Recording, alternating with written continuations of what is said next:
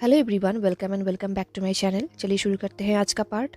Last part में हमने देखा था कि जेवचुन की शादी के दिन लंचे के फादर सिक्लूशन के बाहर आए थे एंड तब उन्होंने अपने दोनों बेटों को देखा, स्पेशली लंचा को। तब उन्हें लंचे के हालत के बारे में पता चला एंड उन्होंने अपना स्टोरी लंचा को लेटर के थ्रू बताया। तब लंचा को रियलाइज़ हुआ कि वो गलत था अपने पापा के बारे में, अपनी माँ के बारे में। एंड तब लंचा को रियलाइज़ हुआ कि वो अपने आप को अपने माँ के घर जिंगशी में प्रिजन की तरह रख रहा है, अपने घर को अपना ही जेल बना रहा है, जो उसे नहीं करना चाहिए। जिंगशी एक पीसफुल जगह है, उसे पीसफुली रहना देना चाहिए। लंचा बहुत दिनों तक सिक्लूशन में था, बट अब नहीं। उसने डिसाइड किया है कि अब वो जिंगशी के बाहर जाएगा, वो गुस्सू के बाहर जाएगा, क्योंकि अब वो गुस्सू में नहीं रह सकता। उसका दम घुट रहा था, उसे विंग की याद आ रही थी, तो वो गुस्से में नहीं रह पा रहा था। तो वो अपने अंकल के पास गया। उसने अंकल से कहा कि वो अभी गुस्सू के बाहर कल्टीवेट करना चाहता है, वो बाहर घूमना चाहता है। अंकल ने उसे रीजन के बारे में पूछा तो लंचा ने कहा वो बस कल्टीवेट करना चाहता है, वो और भी ज़्यादा जानना चाहता है। तो अंकल ने उसे परमिशन दे दिया। इस तरह यांगमिंग में बहुत जल्दी जियान याली की शादी होने वाली है, तो सब लोग आज ही जिन क्लैन के लिए निकलेंगे। जब सीजे रेडी हो रही थी तब विंग सीजे के पास आई। विंग ने कहा, सीजे एक मिनट, आपके हेयर को थोड़ा ठीक करना होगा। सीजे ने नोट किया एंड विंग ने सीजे के हेयर को ठीक करने में मदद किया। सीजे ने कहा, जल्दी करो आशियान, वरना लेट हो जाएगा, मम्मी वेट कर रही है। विंग ने नोट किया। अब वो लोग रूम से निकले, बाहर जाने लगे। जाते जाते याली ने कहा, आशियान आज तुम ठीक रहोगे ना? आई मीन पूरे वेडिंग में तुम ठीक बिहेव करोगे ना? वहाँ पर जिन जिशुआन होगा, मुझे पता है कि तुम उसे पसंद नहीं करते और ना ही तुम उस क्लैन को पसंद करते हो, बट स्टिल। विंग ने कहा, हाँ हाँ सीजिए, आप चिंता मत करिए। सीजिए ने कहा, वहाँ पर बहुत लोग होंगे आशियान, तुम्हें सबसे बात करना होगा। ये सुनकर विंग ने कहा, बट मुझे अच्छा नहीं लग रहा सीजिए, सब कुछ बोरिंग है, मुझे बिल्कुल भी अच्छा नहीं लग रहा। मैं बस ड्रिंक करूँगा एंड नियम हुसैन से बात करूँगा, दैट्स इट, मुझे और कुछ भी नहीं चाहिए। याली जानती है कि विंग ऐसा क्यों कह रहा है, बट याली ऐसा नहीं चाहती। तो याली ने कहा, आशियान मुझे प्रॉमिस करो कि तुम वहाँ पर पहले के जैसे सबके साथ बात करोगे, इनफैक्ट स्ट्रेंजर्स से भी तुम पहले के जैसे बिहेव करोगे। प्रॉमिस करो आशियान। ये सुन के विंग ने कुछ टाइम के लिए चुप रहा। देन विंग ने कहा, ठीक है सीजिए, मैं प्रॉमिस करता हूँ। ये सुन के सीजिए ने नोट किया एंड फाइनली वो लोग निकल गए। सब लोग हॉर्स कैरेज में थे, यांगमिंग से जिंग क्लैन जा रहे थे। सीजी एंड मैडम यू एक कैरेज में थी and Jiang Cheng, Wei Wuxian and uncle Jiang एक कैरेज में थे। वो लोग ऐसे ही पीसफुली जा रहे थे, सडनली उनके कैरेज एक जगह पर अटक गया। तो उस कैरेज को ठीक करने के लिए विवुशियान एंड जियांग चैंग कैरेज के बाहर निकले। वो लोग कैरेज को पुश तो कर रहे थे, बट वो कैरेज नहीं हिल रहा था। उनके साथ और भी लोग थे, सब लोग हेल्प कर रहे थे, बट वो कैरेज नहीं हिल रहा था। तभी उनके पास दो और कल्टीवेटर आए। उन दोनों ने कहा, जियांग गोंगजा, क्या हम कोई हेल्प कर सकते हैं? एंड वो दोनों इंसान और कोई नहीं, सियाओ सिंगचेन एंड सोंगलान था, जिन्हें जियांगचैंग जानता है। जियांगचैन ने कहा, सोंग गोंगजा, सियाओ गोंगजा, हमें माफ़ कर देना, हम ऐसे रास्ते को ब्लॉक कर रहे हैं, एक्चुअली हमारा कैरेज यहाँ पर अटक गया है। तभी सोंगलांग ने कहा, अरे कोई बात नहीं। सियाओ सिंगचेन ने कहा, गोंगजा ज़रूर ये आपका बड़ा भाई होगा। ये बोल के सियाओ सिंगचेन ने विंग की तरफ देखा। सियाओ सिंगचेन ने कहा, मेरा नाम सियाओ सिंगचेन है, मैं बाओसान सनरेन का फॉर्मल स्टूडेंट हूँ, मैं उनके माउंटेन से हूँ। ये सुनते ही विंग का हार्टबीट जैसे फास्ट हो गया। उसने कहा, गोंगजा क्या आप मेरी माँ? सियाओ सिंगचेन ने कहा, वो मेरी बहन थी। मुझे पहले लगता था कि वो तुम्हारे साथ ही रहती है, बट अब मुझे पता है कि एक्चुअली क्या हुआ था। विंग ने पूछा, शियाओ अंकल, क्या आप बता सकते हैं कि आप मेरी मम्मी के बारे में क्या जानते हैं? सियाओ सिंचन ने कहा, मुझे ज़्यादा तो पता नहीं, क्योंकि वो ज़्यादा टाइम तक हमारे साथ नहीं रुकी, बट वो भी तुम्हारी तरह रेड फॉक्स थी एंड वो बहुत ही क्लेवर थी। मैंने सुना था कि वो हंसना बहुत पसंद करती थी, वो ज़्यादा टाइम तक सैड नहीं रह पाती थी एंड उसे किसी भी चीज़ से सैड फील नहीं होता था। वो बहुत ही अच्छी थी। ये सुन के विंग को बहुत अच्छा लग रहा था। विंग ने कहा थैंक यू। ऐसे ही उन दोनों ने कुछ टाइम तक बातें किया एंड फिर से उन लोगों ने जर्नी स्टार्ट किया। अब फिर से uncle Jiang, Jiang Chang and Wing एक कैरेज में थे। विंग ने जियांग चैंग की तरफ देखा और कहा, जियांग चैंग, तुमने मुझे पहले क्यों नहीं बताया था कि तुम सियाओ सिंचेन को जानते हो, जो कि एक ग्रे फॉक्स है। मुझे लगा था कि सारे फॉक्सेस रेड होते हैं। मुझे पता भी नहीं था कि फॉक्सेस के भी डिफरेंशिएट होते हैं। तभी अंकल जियांग ने कहा, आशियान, तुम्हारे खुद के पापा ग्रे फॉक्स थे। ये सुन के जियांग चैंग को हंसी आ गई, ये सोचकर कि विंग कितना स्टूपिड है। ये देख के विंग ने जियांग चैंग को गुस्से में कहा, जियांग चैंग, अगर तुम्हें इतनी हंसी आ रही है ना, कैरेज के बाहर चले जाओ। देन विंग ने अंकल जियांग की तरफ देखा और कहा, अंकल, तो इसलिए सब लोग मुझे कहते हैं कि मैं मेरी मम्मी की तरह हूँ। अंकल, क्या आपको पता है कि मेरे पापा का कितना टेल्स था? आई मीन एक था या फिर बहुत सारा था? क्या डिफरेंट फॉक्सेस के डिफरेंट टेल्स होते हैं? ये सुन के जियांग चैंग ने कहा, थोड़ा चुप रहोगे? तुमने अभी अभी एक ग्रे फॉक्स को देखा ना? दिन जियांग चैंग ने पापा की तरफ देखा और कहा, पापा, आपने पहले ये सब हमें क्यों नहीं बताया था? अंकल ने कहा, मैं तुम लोगों को क्या बताता?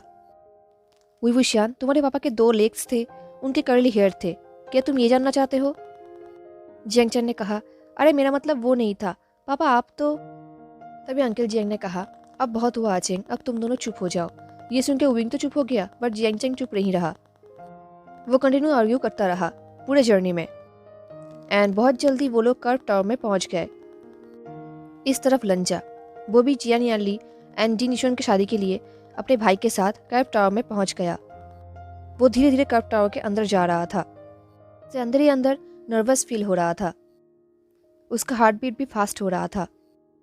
उसके हाथ में शादी का गिफ्ट था, उसे अंदर जाना था, बट कहीं ना कहीं उसके पैर आगे नहीं बढ़ रहा था, क्योंकि ऑफ कोर्स अंदर विंग होगा, क्योंकि उसकी ही बहन की शादी है, तो वो तो वहाँ पर होगा ही।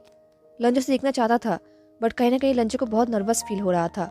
एनी हाउ वो धीरे धीरे अंदर जाने लगा एंड तभी उसे एक फैमिलियर हंसी की आवाज़ सुनाई दिया।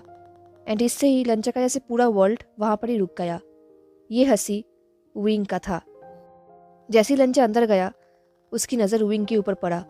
विंग, जो कि जियांग क्लैन के पर्पल रोप में खड़ा था एंड सबसे बात कर रहा था, स्माइल कर रहा था। विंग को देखकर लंचा का आईज जैसे फ्रीज ही हो गया था। वो वहां पर ही खड़े होकर विंग को देख रहा था। लग रहा था जैसे कि उसका हार्ट उसके बॉडी के बाहर आ जाएगा। एंड तभी विंग का नजर लंचा के ऊपर पड़ा एंड जैसे ही ऐसा हुआ, विंग का स्माइल गायब हो गया। वो बिल्कुल फ्रीज हो गया। उन दोनों का आई कांटेक्ट हुआ एंड जैसे कि टाइम ही रुक गया। लंचा के बॉडी का ब्लड जैसे फ्रोज हो गया। वो दोनों ऐसे एक दूसरे को देख रहे थे, एक दूसरे में खो गए थे। उसका मन कर रहा था कि वो एक बार विंग को बुलाए, बट तभी उसने अपने आप को याद दिलाया कि वो अभी विंग को नहीं बुला सकता। वो अभी विंग को विंग कह के नहीं बुला सकता। वो ये हक खो चुका है। पर वो एक बार विंग से बात करना चाहता था, एक बार उससे पूछना चाहता था कि वो कैसा है, क्या सच में उसका शादी होने वाला है, क्या वो सच में। तभी लंजा ने देखा कि जियांग विंग के पास आया एंड वो विंग को वहाँ से खींचकर लेके जाने लगा। एंड जियांग जाते हुए लंजा की तरफ ग्लेयर करने लगा। जियांग ने विंग को कहा, अब चलो, हमें बहुत काम बाकी है। ये बोल के जियांग विंग को लेकर चला गया, लंजा की तरफ ग्लेयर करते हुए। विंग को जाते हुए देख के लंजा को अंदर अंदर पेन होने लगा, पर उसने कुछ किया नहीं और न ही उसने कुछ कहा। वो धीरे धीरे मेन हॉल के अंदर आया। जैसे ही वो मेन हॉल के अंदर आया, उसे आसपास के रूमर्स सुनाई दे रहा था। सब लोग विंग एंड उसको लेकर बातें कर रहे थे। कोई कह रहा था वो फॉक्स कितना हैंडसम है, बट शर्म की बात है कि वो फैमिली मटेरियल नहीं है। तभी किसी और ने कहा, देखो अगर तुम उस फॉक्स को पा सकते हो कि नहीं, क्योंकि फॉक्सेस बहुत ही लकी होते हैं, बट उसका जो बैकग्राउंड है आई डोंट थिंक कि वो फैमिली बनाएगा। तभी किसी और ने कहा, बेचारे लारा गोंगजा, वो लिटरली एक मैरिज ट्रैप में फंस रहे थे, थैंकफुली वो निकल गए। लंचा को ऐसा सुनते हुए बिल्कुल भी अच्छा नहीं लग रहा था, बट फिर भी ये सब बातें लंचा के कानों में आ रहा था। लंचा सोच रहा था, अगर विंग ऑलरेडी एंगेज नहीं है तो ज़रूर उसके लिए बहुत सारे लड़के होंगे जो उसे पाने के लिए मर रहे होंगे। एंड शायद बहुत जल्दी विंग का शादी भी हो जाएगा, वो अपने लिए एक परफेक्ट मैच ढूंढ भी लेगा। बट लंजा को ये सब सोचने की ज़रूरत नहीं है, क्योंकि अब लंजा को विंग के ऊपर कोई हक नहीं है। अब लंजा को मूव ऑन करना चाहिए। यही सोचते हुए लंजा अपने भाई के पास गया। अब देखते देखते इवनिंग हो गया। सब लोगों ने डिनर कर लिया। लंजा डिनर करके हॉल के बाहर जा रहा था, तभी उसके सामने जियान याली आई। याली ने कहा, लारा गोंगजा, आपको देखकर बहुत अच्छा लगा। क्या हम कुछ टाइम के लिए बातें कर सकते हैं? ये बोल के जियान याली आगे जाने लगी। एंड लंजा ने भी जियान याली को फॉलो किया। वो लोग थोड़ा दूर आए जहाँ पर कोई भी नहीं था। याली ने लंजा की तरफ देखा और कहा, मैं मेरे शादी के लिए बहुत ही बिजी थी, इसलिए माफ़ करना कि मेरा आपसे बात नहीं हो पाया था। मैंने सुना है कि आज आप आशियान से मिल चुके हैं, है ना? क्या लगता है आपको, क्या वो ठीक दिख रहा है? इससे पहले लंजा कुछ आंसर कर पाता, याली ने कहा, जिन जिशुआन एंड मैं आपको देखकर बहुत ही हैप्पी है लारा गोंगजा। आपको एंड आपको भाई को देखकर हम लोगों को बहुत अच्छा लगा। हम लोग ऑनर्ड है कि आप दोनों आज हमारी शादी में आए। एंड मुझे ये जानकर भी खुशी है कि हम दोनों के क्लैंस के रिश्ता अभी भी अच्छा है, and I hope in future भी अच्छा रहेगा। बट आशियान गुजर से आने के बाद एक बार भी यंगमिंग से बाहर नहीं निकला। वो शादी में बहुत ही बिजी है, उसके ऊपर बहुत सारे ड्यूटीज़ है, वो अपनी रिस्पॉन्सिबिलिटी बहुत ही ध्यान से निभा रहा है। सो लारा गोंगजा, मैं बस यही चाहता हूँ कि वो किसी भी चीज़ की वजह से डिस्टर्ब फील ना करे। ये सुन के लंजा ने नोट किया। ये देख के याली ने अपने हेड को शेक किया और कहा, आई थिंक अब नहीं समझे लारा गोंगजा। मैं यही कहना चाहता हूँ कि वो बहुत ही बिजी है, उसके ऊपर बहुत ड्यूटीज़ है। शायद वो अपने काम की वजह से किसी से बात नहीं कर पाएगा और ना ही किसी से मिल पाएगा। तो मैं नहीं चाहता कि वो किसी भी वजह से डिस्ट्रैक्ट फील करे। आई होप आप मेरी बात को समझ गए। एंड ऑफ कोर्स लंजा याली की बातों को समझ गया। याली नहीं चाहती कि लंजा विंग से बात करे या फिर उसको डिस्टर्ब करे। तो लंजा ने कहा, जी जियांगोनिया, मैं आपके बात को समझ गया। हम दोनों के फैमिलीज के बॉन्ड बहुत ही डीप है एंड हमेशा डीप ही रहेगा। एंड मैं आपके एंड आपके फैमिली मेम्बर को कहीं भी डिस्टर्ब करना नहीं चाहूँगा और ना ही कोई कोशिश करूँगा। ये बोल के लंजा ने वो किया। याली ने कहा, ठीक है देन, मैं भी चलता हूँ लारा गोंगजा। ये बोल के याली वहाँ से चली गई। ऐसे ही एक दिन बीत गया। अब नेक्स्ट डे मॉर्निंग को सब लोगों ने ब्रेकफास्ट किया। अब सब लोग फील्ड में थे। आज फील्ड में एरो कंपटीशन होने वाला था। लंजा इस कंपटीशन में पार्टिसिपेट नहीं करेगा, तो वो साइड में अपने भाई के साथ खड़ा था। बट वो चाहता था कि विंग इस कंपटीशन में पार्टिसिपेट करे, क्योंकि लंजा को पता है कि विंग को एरो चलाना कितना अच्छा लगता है। एंड ऐसा ही हुआ था। सारे जियांग डिसिपल्स के साथ विंग ने भी कंपटीशन में पार्टिसिपेट किया था। एंड लंजा को पता है कि विंग ज़रूर जीतेगा। लंजा देख रहा था कि विंग बाकी डिसिपल्स के साथ बातें कर रहा था, अपने भाई को टीज कर रहा था, वो स्माइल कर रहा था। ये देख के लंजा को अच्छा लगा। उसे रिलीफ फील हुआ कि विंग हैप्पी है, बट कहीं ना कहीं लंजा को डिसअपॉइंट भी फील हो रहा था, ये सोच के कि विंग के हैप्पीनेस में लंजा नहीं है। तभी लंजा ने देखा कि जिन जिशुन के बुरी नज़र विंग के ऊपर है, वो विंग को देखकर स्मीक कर रहा है। एंड लंजा को बिल्कुल भी अच्छा नहीं लगा ये चीज़। एनीवेज कंपटीशन हुआ, बट सरप्राइजिंगली विंग ये कंपटीशन नहीं जीता। ये देख के लंजा शॉक्ड हो गया।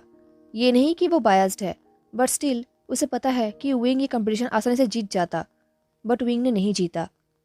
एनीवेज शादी स्टार्ट हुआ। आज बैंक्वेट हो रहा था एंड एक बार फिर से लंजा एंड विंग एक ही हॉल में थे। लंजा को बिल्कुल भी अच्छा नहीं लग रहा था। उसे अपने भाई के बैंक्वेट के बारे में याद आ गया था, जहाँ पर लंजा ने शेमफुल बिहेवियर किया था। वो सोच रहा था कि वो कब यहाँ से निकलेगा। लंजा को देखकर उसका भाई समझ गए थे।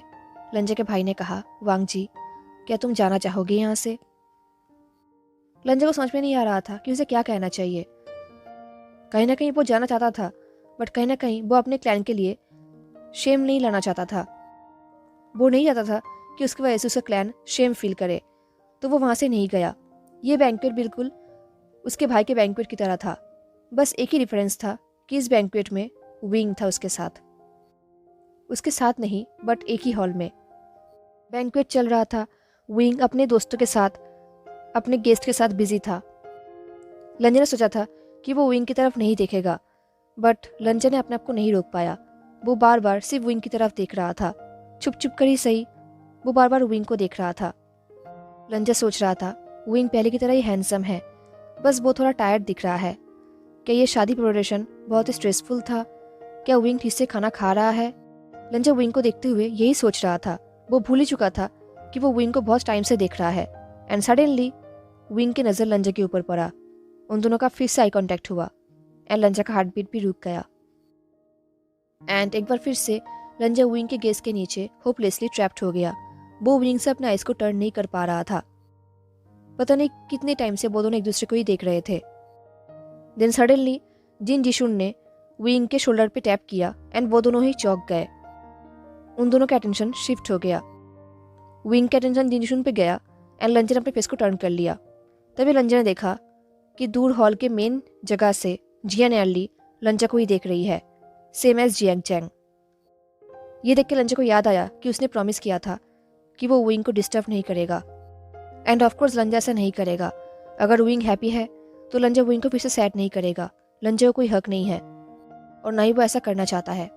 दिन धीरे धीरे कुछ गेस्ट लंजन के पास आने लगे उससे मिलने के लिए। लंजन भी सबसे बातें करने लगा, सबको ग्रीट करने लगा। देन निये मिंगजुए एंड नियोसिन भी आए लंजन के पास, उससे बातें किया। नियोसिन लिटरली लंजन से डर रहा था एंड अपने फैन के पीछे छुप रहा था। कुछ टाइम बाद यू सेक्ट का लेडी कल्टीवेटर लंजन के पास आई। मिस यू ने कहा, लारा गोंगसा, मेरा नाम यू सी हुआ है। ये बोल के मिस यू ने वो किया। लंजन ने सेट के बारे में सुना है एंड लंजन को पता है कि यू सेट के most of the people leopards हैं। एंड अपनी माँ के बाद लंजन पहली बार एक और लेपर्ड को देख रहा था। लंजन ने भी वो किया। लंजन ने कहा, यू गुनियांग, मेरा नाम लांगवांग जी है। मिस यू ने कहा, आपसे मिला मेरे लिए ऑनर की बात है। मुझे माफ़ करना, मैंने अपने आप को पहले इंट्रोड्यूस नहीं कराया था। मैं ऐसे इवेंट्स को ज़्यादा अटेंड नहीं करती। मैं आपकी तरह ही हूँ। मैं most of the time night run करती हूँ। लंजन ने कहा, इन फ्यूचर अगर हम कभी भी नाइट रन पे मिले तो आपको असिस्ट करना मेरे लिए ऑनर की बात होगा। ये सुन के मिस यू ने कहा, बिल्कुल, मेरे लिए भी सेम है। अगर कभी भी लान सेट को हेल्प की ज़रूरत होगा तो हम हमेशा आपके साथ हैं। एंड आफ्टर ऑल हम दोनों के बीच में सिर्फ यांगमिंग आता है। यांगमिंग सेक्ट की वजह से हम दोनों के सेक्ट सेपरेटेड हैं, वरना हम दोनों के सेक्ट नेवर सेक्ट होता। बट मुझे लगता है कि हम दोनों के सेक्ट से बहुत लोग एक दूसरे के क्लोज हैं। शायद हम लोगों का बहुत सारे म्यूचुअल फ्रेंड भी होगा। लंजन ने कहा, मैं इस बारे में अपने भाई के साथ बात करूंगा एंड ज़रूर ढूंढूंगा हमारे म्यूचुअल फ्रेंड को। यू ने स्माइल किया और कहा, बिल्कुल, मैं भी ऐसा करूंगा। एंड आपका शादी टूट गया है, ये जानकर मुझे बहुत ही बुरा लगा था लारा गोंगजा, बट मुझे माफ़ करना, कहीं ना कहीं मुझे अच्छा भी लगा था, रिलीफ भी फील हुआ था। एंड इसके लिए आई एम सॉरी। ये बोल के मिस यू ने स्माइल किया। इससे पहले लंजन कुछ कह पाता, मिस यू वहाँ से चली गई। जैसे ही मिस यू वहाँ से गई, लंजन का नज़र विंग के ऊपर पड़ा एंड तभी लंजन को रियलाइज़ हुआ कि विंग पूरे टाइम से सिर्फ लंजन को ही देख रहा था। उसे रियलाइज़ हुआ कि विंग ने लंजन एंड मिस यू के कन्वर्सेशन को ध्यान से सुना है एंड समझा भी है। जिन जिशुन विंग से बात तो कर रहा था, बट विंग का ध्यान लंजन के ऊपर था। बट इस बार विंग के फेस में जो लुक था, वो लुक लंजन पहली बार देख रहा था। लंजन ने विंग के फेस में डिसअपॉइंटेड लुक देखा है, सैड लुक देखा है, बट ये लुक लंजन पहली बार देख रहा था। इस बार विंग के फेस में हार्ट ब्रेक साफ दिख रहा था। विंग का हाथ कांप रहा था, वो बिल्कुल शॉक्ड था एंड वो लंजन को देख रहा था। उसे देख के लग रहा था जैसे कि लंजन उसे स्टैब किया हो, जैसे कि लंजन उसे बिट्रे किया हो। ये देख के लंजन को बिल्कुल भी अच्छा नहीं लगा। हाँ, उसे पता है कि उसने विंग को इससे पहले हर्ट किया है, पर उसने अपने को प्रॉमिस किया था कि वो फिर से विंग को हर्ट नहीं करेगा, कभी भी नहीं। विंग को हर्ट करने से अच्छा कि वो अपने आप पर गिव अप कर दे, वो सिचुएशन पे चला जाए, वो रोग कल्टिवेटर बन जाए, बट वो फिर भी विंग को हर्ट नहीं करेगा। बट अगर उसने आज अभी विंग को हर्ट किया है तो लंजन को ये फिक्स करना होगा। वो विंग को ऐसे हर्ट नहीं देख सकता। यही सोचते हुए लंजन विंग की तरफ जाने लगा। वो धीरे धीरे विंग की तरफ आगे बढ़ने लगा एंड अब वो विंग से थोड़ा डिस्टेंस में आकर खड़ा हो गया। उसने अपने हाथ को आगे बढ़ाया विंग के हाथ को पकड़ने के लिए, अपने हाथ को विंग के फेस में रखने के लिए एंड कहने के लिए कि वो विंग को फिर से स्माइल करते हुए दिखना चाहता है। वो ऐसे विंग को सैड नहीं देख सकता, वो विंग को हैप्पी दिखना चाहता है। अगर लंजा ने कोई गलती किया है तो विंग उसे माफ़ कर दे एंड फिर से स्माइल करे। पर इससे पहले लंजा विंग को टच भी कर पाता, विंग ने अपने आप को लंजा से थोड़ा दूर कर लिया। वो थोड़ा पीछे हट गया। ऐसे रिजेक्शन से लंजा के पूरा बॉडी कोल्ड हो गया। इससे पहले लंजा और कुछ कर पाता, विंग ने टर्न किया एंड वो उस हॉल से निकल गया। लंजा भी विंग का पीछा करने लगा। इससे पहले वो भी हॉल से निकलता, किसी ने लंजा के हाथ को पकड़ा एंड उसे पीछे खींचा। एंड ये और कोई नहीं, जियांग चेंग था। जियांग चेंग ने कहा, तुम ऐसा नहीं कर सकते। मेरी बहन ने तुम्हें क्लियरली बताया है कि तुम विभूषण को अकेला छोड़ दो, उसे डिस्टर्ब मत करो। हाँ, हमें पता है कि तुम उसे बिल्कुल भी रिस्पेक्ट नहीं करते, बट हमारे क्लैन को तो तुम्हें रिस्पेक्ट करना चाहिए। तुम्हें क्या लगता है कि तुम सुपीरियर हो, तुम कुछ भी कर सकते हो? अब लंजा के अंदर गुस्सा बढ़ रहा था, उसके अंदर का ड्रैगन जाग रहा था। उसने गुस्से में कहा, ये सब तुम्हें देखने की जरूरत नहीं है, मुझे जाने दो। अब यह सुन के जियांग चेंग का भी गुस्सा बढ़ गया। जियांग चेंग ने कहा, मुझे देखने की जरूरत नहीं है? क्या मुझे विभूषण के लिए कंसर्न होने की जरूरत नहीं है? ऑफ कोर्स जरूरत है, वो मेरा भाई है। मैंने उसे जो हालत में देखा है वो तुम इमेजिन भी नहीं कर सकते। उसने अपने आप को रूम में बंद कर लिया था। वो रूम से बाहर नहीं निकल रहा था और न ही हम में से कोई उसे रूम से बाहर निकल पाया। सिर्फ मम्मी ने उसे रूम से बाहर निकाला। वो ठीक से खाना नहीं खा रहा था और न ही वो हमसे बात कर रहा था। वो सिर्फ गुस्सू के एम्पर स्माइल पी रहा था। एंड जब भी वो कोई मिस्टेक करता था, वो गुस्सुलान के रूल्स को दोहराता था। हमने उसे बहुत बार कहा कि ये गुस्सुलान नहीं है, यहाँ पर कोई भी कर्फ्यू नहीं है, वो रात को कुछ भी कर सकता है, वो रात को बाहर जा सकता है, बट फिर भी वो गुस्सुलान के रूल्स को फॉलो करता था। उसने यांगमिंग में आकर एक भी गुस्सुलान के रूल को नहीं तोड़ा। क्या तुम्हें पता भी है? वो यांगमिंग में होकर भी गुस्सुलान में था। उसका बॉडी तो यांगमिंग में था, बट उसका सोल गुस्सू में ही था। ये सब सुनकर लंचा बिल्कुल फ्रोज हो गया। उसका ब्लड जैसे कोल्ड हो गया। वो वहां पर ही फ्रीज हो गया। जियांग चेंग गुस्से में एक स्टेप क्लोज आया। जियांग चेंग को देखकर लग रहा था जैसे कि वो अभी लंचा के साथ फाइट करना चाहता हो, बट लंचा फाइट करना नहीं चाहता, स्पेशली विंग के छोटे भाई के साथ। लंचा ने कहा, जियांग वाइनिन, मैंने विंग के साथ। तभी जियांग चेंग ने कहा, तुम्हारे कोई हक नहीं है उसे उसके बर्थ नेम से बुलाने का। क्या तुम्हें पता भी है कि तुम्हारे बाद उसने किसी को भी इम्प्रेस करने की कोशिश नहीं किया था, और न ही तुमसे पहले उसने सिर्फ तुम्हें इम्प्रेस करने की कोशिश किया था। उसे उल्टा सीधा बोलने से पहले क्या तुमने एक बार भी उससे पूछा था? उसके कैरेक्टर को डर्टी करने से पहले क्या एक बार भी तुमने उसके बारे में सोचा था? वो हमेशा तुम्हारे बारे में बात करता था कि कैसे तुम दोनों एक साथ रहोगे पूरी जिंदगी के लिए, एक साथ ओल्ड होगे, एक साथ इमोर्टलिटी अचीव करोगे। वो सिर्फ और सिर्फ यही सब बोलता था। वो बोलता था कि कैसे तुम दोनों एक साथ रहोगे, हैप्पी रहोगे, अपने बच्चों को एक साथ बड़ा करोगे। तुम्हें क्या लगता है कि वो सीरियस नहीं था, वो मजाक कर रहा था? तुम जैसे प्रेस्टिजियस सेल्फ ऑब्सेस्ड ड्रैगन को लगता है कि सिर्फ तुम लोग ही जिंदगी में एक ही मेट रखते हो, तुम लोग ही जिंदगी में एक ही शादी करते हो, है ना? देन मुझे तुम्हें एक बात बताने दो जो तुम्हें किसी ने भी नहीं बताया है, जो तुम्हारे रूल्स में नहीं लिखा है। एंड वो ये है कि वो विशियान अपने फादर के साइड से है। उसका पापा एक ग्रे फॉक्स था, एंड ग्रे फॉक्सेस लाइफ में सिर्फ एक ही मेट रखते हैं। क्या तुम्हें इसका मतलब पता है? इसका मतलब यह है कि विभूषण के लाइफ में सिर्फ तुम ही रहते। अगर तुम दोनों का शादी होता तो वो कहीं भी तुम्हें छोड़कर नहीं जाता, और ना ही वो तुम्हारे अलावा किसी और से प्यार करता। वो सिर्फ और सिर्फ तुम्हारा रहता पूरी जिंदगी के लिए, एंड तुम दोनों हमेशा एक साथ रहते। बट ऑफ कोर्स हमारे प्रीशियस लड़ागोंगजा के लिए एक रोक कल्टिवेटर का बेटा सूट नहीं करता, है ना? ये सुन के लंचा इतना शॉक्ड था कि उसके अंदर से कोई आवाज नहीं आ रहा था। उसका सर घूम रहा था। उसे लग रहा था कि वो अभी बेहोश हो जाएगा। वो हेल्पलेस हो चुका था, क्योंकि ये सच नहीं हो सकता, ये कहीं भी सच नहीं हो सकता। लंचा ने कहा, मुझे कुछ पता नहीं था, मैंने कहीं भी सुना भी नहीं था कि, मुझे लगा था कि सारे foxes, I mean red foxes. तभी जियांग चेंग ने कहा, ऑफ कोर्स तुम एंड दुनिया के सारे इंसान सिर्फ यही सोचते हैं उसके बारे में। ये बोल के जियांग चेंग ने लंजा को एक डिस्गस्टिंग लुक दिया। लंजा ने डोर के बाहर देखा जहां से विंग गया था, बट विंग आसपास कहीं पर भी नहीं था।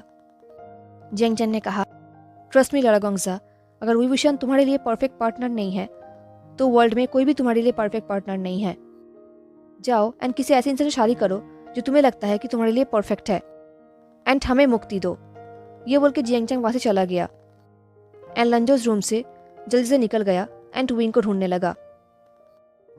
हेलो एवरीवन, तो कैसा लगा आपको आज का पार्ट? क्या लगता है आपको, क्या आप सब कुछ ठीक हो जाएगा? क्या विंग लंजो को माफ़ कर देगा? ज़रूर बताना। हाँ, मिलते हैं नेक्स्ट पार्ट में, तब तक के लिए tata, take care, stay safe, bye.